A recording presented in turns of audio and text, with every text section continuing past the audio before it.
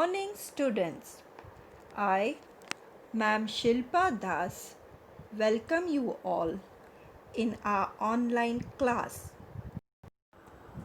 I have explained you all the poem Vocation.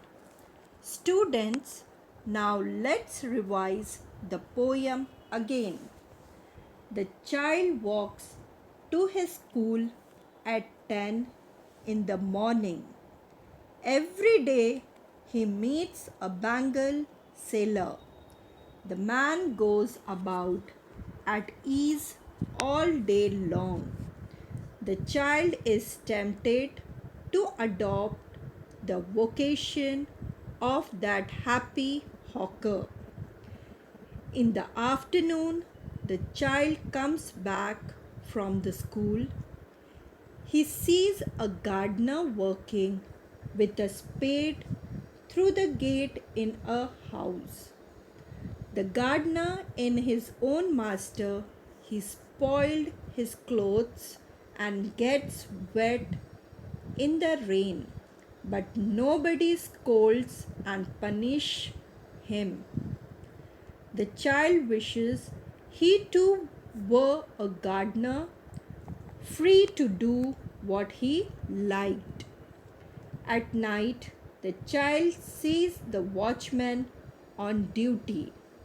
The lone man carries a lantern and keeps walking in the lane all night. The child desiring the watchman. He too wants to go about freely and do what he likes. Now, we will be doing figures of speech. Let's see what is figures of speech. A figure of speech is a word or word having a meaning other than its literal meaning. This technique is generally used by poets and to enhance the effect of what is being conveyed. Now, first one is alliteration. Students, alliteration means repetition of sound. So, in this poem, the line of alliteration, I can see through the gate that house the gardener digging the ground. Second, nobody takes him to task. And third one is, I can see through my open window the watchman walking up and down. So children, here you can find out the sound. Example, in the third one you can see window, watchman. In B, takes, task, like this. So second, we will be going to simile. What is simile? When a comparison is made between two unlike objects. So here is the line of simile is, and the street lamp stands like a giant with one red eye in its head. So here the street lamp is compared with giant. The third one is repetition. Repetition means the words has been repeat. So in first A, bangles, crystal bangles. Here two times bangles words are used. Second, no road he must take, no place he must go. So here no and must is used. The fourth one is onomatopoeia. So here children, it is the meaning where the words denoting sound are used to dramatize the effects. When the gong sound 10 in the morning. What is the sound of 10? That is gong. The fifth one is antithesis. Antithesis means when two words or two ideas which are opposite in meanings are placed together in a sentence. So here are the sentence: and the watchman walking up and down. So up, the opposite of up is down. And the last one is personification.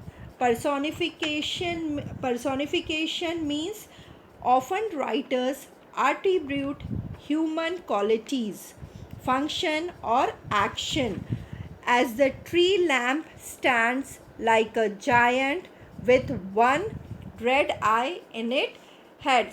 So it is the street light is compared with the giant. So the assignment, children, you have to write these figures of speech in your copy. Now children, will see how to write appreciation of the poem. So in the first, you have to write the title, that is the name of the poem. After that, poet, who wrote that poem. Then after that, theme and central idea of the poem. After that, rhyme scheme. Already I have explained to you rhyme scheme. Figures of speech. Special feature, what you like. Favorite line, which line you like the most. Why I like or dislike the poem. Okay, you have to write the reason also. Now we'll start the appreciation of the poem. The poem Vocation is written by the poet Rabindranath Tagore. The child in the poem values only freedom with authority. Foolishly, the poem does not see the hardships that each worker faces, but perhaps that comes from being young and immature. The poem has chosen to write in free verse without any rhyme scheme. In this poem, no rhyme scheme is there. Figure of speech add more beauty to the poem. Rabindranath Tagore has used alliteration, simile, antithesis, repetition, and onomatopoeia. The poem is in simple language about the perception of the school-going boy. Unaware of the responsibilities for the future, he sees excitement and fun in this tedious jobs held by men who probably find little fulfillment in their work. Hopefully, time and maturity will enable the boy to find his vocation through his education and commitment to a profession. The words I can see tell us that in each worker the narrator finds something pleasing and desiring the worker. I like the poems because Rabindranath Tagore has written it in a free verse, employs first person narration. The narrator is a boy who observes different people at work at different times of the day, and the innocence and observation of the boy comes through in things he says. Now children, in the assignment you have to write the same appreciation of the poem. I hope that you have understood figures of speech and appreciation of the poem. Thank you.